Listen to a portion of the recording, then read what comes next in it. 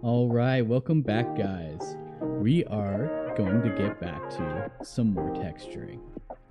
So, in the previous video, we worked with floor texturing. And this time we're going to be working with wall texturing. It is a little bit different. And the differences will come...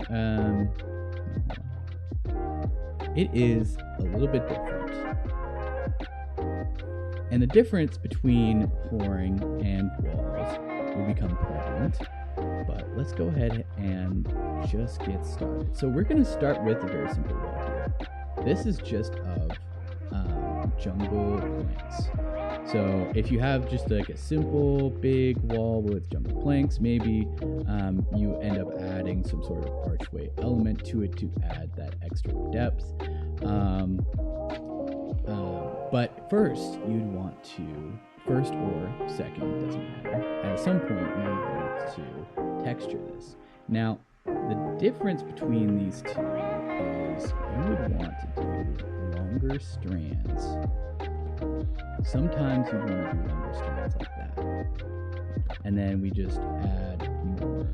So it's a little bit more stringy compared to the texturing that we had over here. And it connects a little bit more. Adding the strip jungle wood adds that extra element that you would want when it comes to adding complexity to your walls. Now you can change things up by adding this block, which is waxed exposed cut copper. And you can add the other texture if we scroll to the bottom down here. 1 second. This guy right here, we can add this one instead as a simpler block if we so wanted to. And they all have slightly different colors. But because there's enough similarity between all of them, it kind of meshes together well when you have all three. Now, if you only had the jungle wood plus the jungle planks, then it probably won't look as good. But if you add that extra complexity, that extra difference, it makes it look a little better. Now, if we move on to these spruce planks, this is a very, very, very simple design. One that I've used like several years ago. However, something that would have made it way better is adding texturing. So if we just do that real quick. Now, it's starting to look a bit better. Now, if you imagine sections, more sections of this, like let's say it's going along in a hallway, and you have these to the right and the left. Because they all have different textures, you change it up, then it adds an element of variety. The walls are always changing, so it feels like it's uncohesive and yet still cohesive because you still have the solidity or the consistency of this stone archway. All right, now we can move on to the stone section. Now, this sort of arch is something new that I've been working with. I like adding shelves as an element to add extra detail to builds. It has become almost required for me to add some sort of element of shelving, just because of the versatility that you can have. And actually, let us take a look at one of the examples of use cases. So this is one of the buildings I just did a tutorial for, and you can see that these shelvings can look like side panelings to windows. and they add extra texturing. So if you just had the trapdoors, it's a little bit too consistent. But when you add the shelving, it adds texture, it adds depth, and it makes the build look a little bit better. And it's all of the elements of your build that add up to make a build cohesive. Okay, so let's work with the stone. So again, similar to this, we can have andesite. Andesite is a stone alternative. As far as texture, they are very close. And so it almost looks like you're just adding another type of stone, but it's andesite instead. And then we add some cobblestone, make it look like it's breaking down a little bit. That adds another element. And then maybe we want it to break down even further. So then we add a little bit of the mossy cobble. And the mossy cobble I like to use only on the spots that I placed cobblestone. Usually that's a good rule of thumb. But now let's say I add a furnace. Now a furnace, usually you'd place it forward, right? Like let's say it's intentionally placed in the wall. It's supposed to be in the wall. But furnaces, when you rotate them, can add texture. And of course this looks very, very goofy. But you can figure out combinations of stone that work well together to add furnaces in as a texturing element. But let's just go ahead and replace those real quick. See, that looks a little better. So this would be my recommendation of a stone wall texturing. It is a little bit more sparse compared to the flooring, and that is intentional. You don't want your walls to be fully breaking down. You don't want it to give that feel by having too much cobblestone. And so you add cobblestone a little bit less so that it looks more like it's together and it's not going to break down. However, it still shows that there are cracks and it is kind of semi-breaking down. Let's move on to this wall.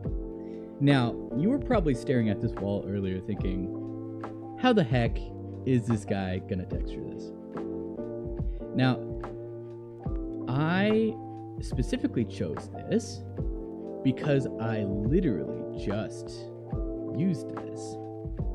And it was in a different use case, of course. This is a bigger wall. This is a bigger section of the wall. Over there, there are windows and stuff kind of built into the wall, kind of like that. But, actually, let me go ahead and grab the block again. This is terracotta. But you can still texture this wall and to make it look nice. With this, in this case, if you're only adding one element, you kind of do want to add more so that it's not completely void of the texture. And the reason why I set this up in this manner is because granite does work good with terracotta, but it also does work well with brick. And because these textures are all kind of similar colors, this texturing of the wall works. And again, I would add more detail, I would add more depth, like an archway maybe, or maybe you have windows. In some manner, I would add more depth.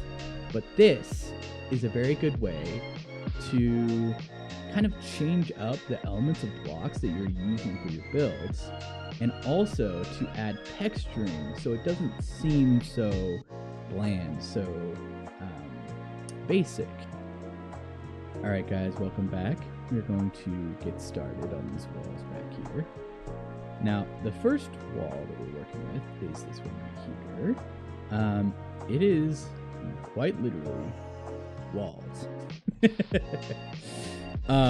This is for the use case for this wall here is probably just like having around a village, around your house, kind of to prevent mobs from coming into your territory, possibly throwing if it's a creeper. So if we add some of these andesite walls, you can see that the texturing is starting to add another element here, and depth, an element of detail. And so this looks pretty good. Honestly, you could probably stop here. But if you were going a little crazy, going a little ham, then you could add some cobblestone to break up things a little further. Let's just add that. So this looks fairly good. And then again, you can add more texturing by adding the mossy cobble. And that kind of breaks up the cobblestone a bit. So if you start having a pattern, like this is kind of a pattern where the cobblestone is one block away, you can break up that pattern by adding the mossy cobblestone. So I think this wall looks pretty good. I would approve of this wall. I think this wall looks really, really, really good. In fact, maybe I use this on a future build, but for now, we'll leave this here and we'll move on to this one. Now this is one half of the wall that I used for one of my cities, and you can add more depth to this, which I have, but first and foremost, there is texturing. Let me go ahead and grab a block that I'm missing here. Okay, so first things first, of course you would want to start with the stone, right? So let's start with the stone. So let's say I add a bit of cobblestone here and there. That looks good. And then we start adding some cobblestone full blocks. Let's just fill this in here for a second. There we go. Okay. So we've added an element of texturing. It adds more detail, but it still looks kind of messy. It looks a little simple. And what if we want to add more detail? Well, let's go ahead and add some of the mossy cobble. Again, you add it to the cobblestone that's already there, and you do it more sporadically so that it doesn't seem like there's texture, or it doesn't seem like there's a pattern there. But also because you wouldn't want too much moss on the walls. You don't want too much degradation on something that's supposed to be strong, that's supposed to have fortitude. All right, so one section of the element that I lost here, or that I didn't pull up, is the andesite. So we do want to add andesite to this, and it'll add some more element to it. We want to add it more liberally. We want to add more of it compared to the cobblestone because it does match the stone texture quite a bit better. So let's just keep adding this. There we go. So now that's starting to look good. Now I would say that passes for a wall. But the stone bricks actually start to stand out. And this is something that I wanted to do with one of the previous walls, namely this archway here. But you want to add more elements to this stone brick because it already is starting to look like it's breaking down. And so you can make it look like it's breaking down further and also match the texturing over here with the mossy stone bricks, the cracked stone bricks, and also the mossy stone brick stairs. So let me just go ahead and add these elements here. kind of randomly, just poking holes here, just kind of doing whatever, having fun with it. All right, so that's semi-random. Let's actually make this go a block further up, and we'll grab a stone brick here. There we go. So that's kind of more of a random pattern here. However, you don't have some of the moss that you see on the center section, so we add that with a mossy stone brick.